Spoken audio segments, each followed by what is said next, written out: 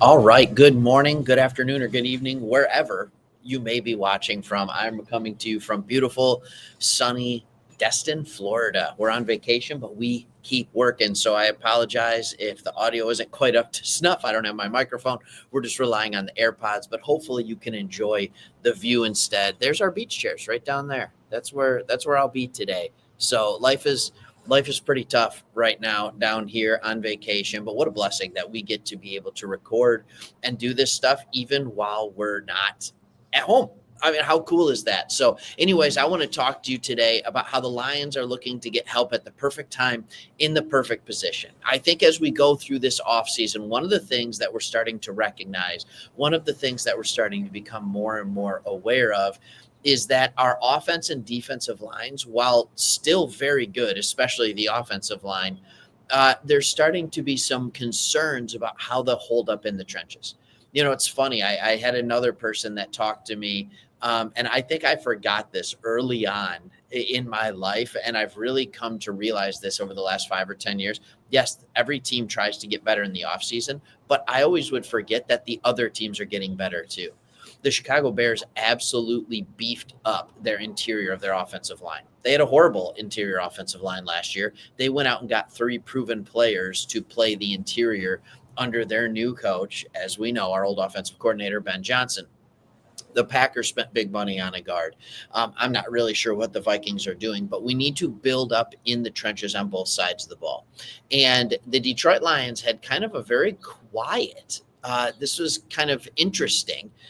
They had a very quiet meeting that nobody really knew about earlier with a defensive edge, and it just so happens to be from the Chicago Bears. So I'm going to show you this right now. The Detroit Lions are continuing to seek potential help. According to ESPN, free agent defensive end Demarcus Walker recently visited the team's Allen Park Performance Center. Now, with that being said, I do want to be very clear on something. He's now going to visit the Giants. So we don't know if we're going to be able to keep him, what that's necessarily going to look like. But he came and he visited with us. So first, here's what I want to talk about in this video. Who is Demarcus Walker? And then is he what we want him to be, and what is our chances? And then we're going to go in about how Taylor Decker has taken a young left tackle under his wing, and we're going to talk about the kind of the emergence and the evolve of one of our young stud offensive linemen. All right, so first let's go ahead and look at Demarcus Walker and who he is. And in order to do that, I like to look at PFF. This is a guy who spent the beginning of his career with the Denver Broncos. Never played a ton with Denver, and then went to Houston and Tennessee over the next 2 years. That's where he started playing more.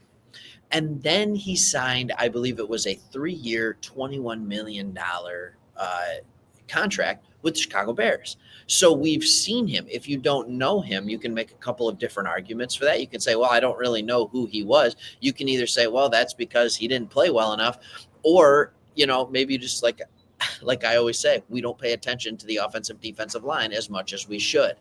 So here's the interesting thing. If you go on to read that article about Demarcus Walker, I'm so sorry, it'll talk about how he's kind of has that larger mold of a running back.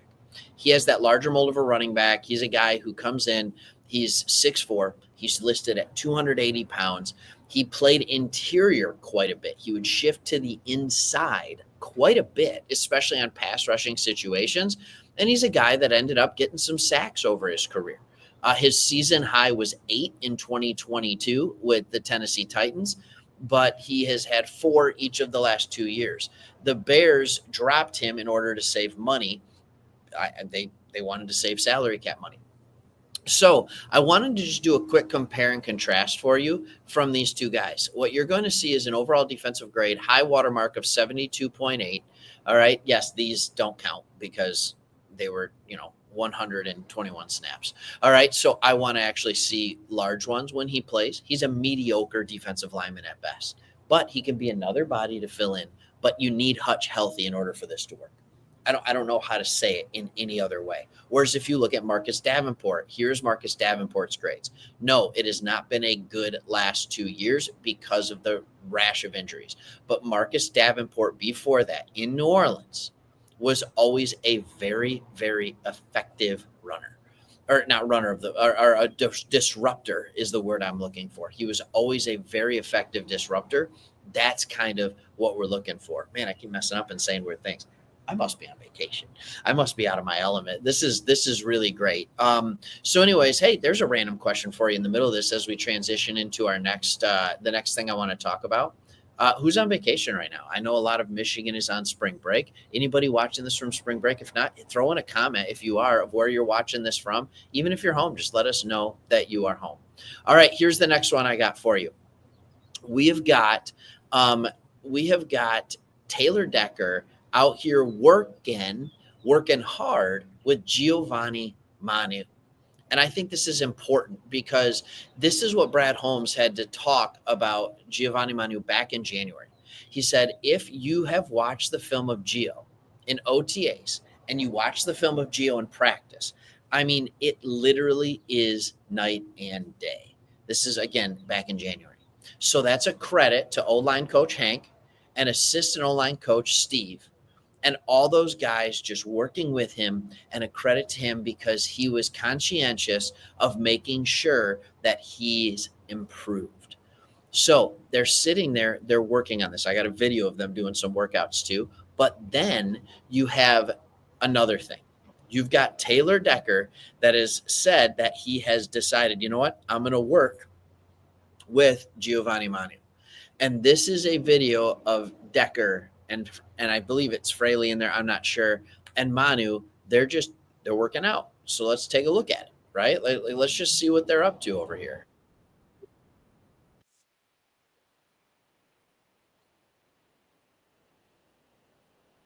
And they flash over. Now it's Taylor doing the same thing. All right, which is interesting to me because you think about Gio and they talk about how he's this absolute beast, but I'm no genius, but I'm pretty sure Taylor Decker's lifting more in this. So it's kind of fun to just watch these guys and watch them work with each other, get bigger, get better, all that kind of stuff. So, anyways, when you're looking at all this, I'm just like, yeah, this is pretty cool. This is pretty cool. So I always like to see when you have somebody that is willing, a veteran, like he's essentially training. If everything goes right with Giovanni Mani, he's supposed to take over for Taylor Decker. Maybe he's left tackle, maybe he's right tackle. I don't know. Maybe he ends up playing guard. Dan Campbell didn't even rule that out as a possibility. But I'm just sitting here saying to myself, like, man, oh man, what are we talking about here? Like, it's really cool when you have one of your own players that is willing to be selfless enough to help train another guy. All right. Hey, thank you so much for watching. Again, hope you're enjoying your time. Love coming to you from here. Camera quality's not as good. Audio quality's not as good, but I still wanted to get out a video and say what's up to everybody. Thanks for watching. See you tomorrow.